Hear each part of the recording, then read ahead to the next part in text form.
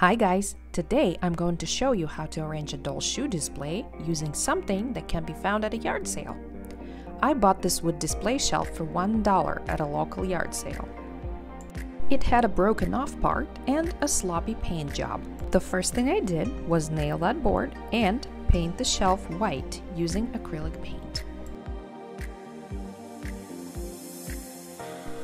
After waiting an hour for it to be dry, I was able to start arranging my shoe display. I'm using it to display rainbow high doll shoes. They're very colorful and fashionable. Not to mention, they will make for a perfect doll photography backdrop too. I'm not trying to make an actual rainbow, just going with the flow and seeing what goes well together. As you can see, I used a couple of boxes from doll packaging, and here's an idea.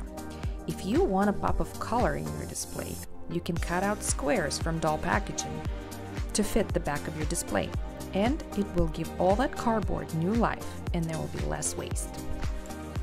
If you can't find something like that cheap at a yard sale or a thrift store, you can of course buy a display shelf on Amazon and paint it any color of your liking. I have another idea for you.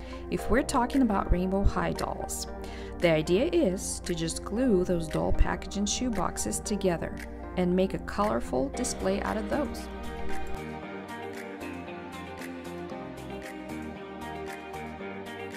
I don't own many other kinds of rainbow high accessories, such as purses and glasses, so I decided to dedicate the top tier to my small collection. And here's the finished result. I think it looks very neat, well organized, and very satisfying. What do you guys think?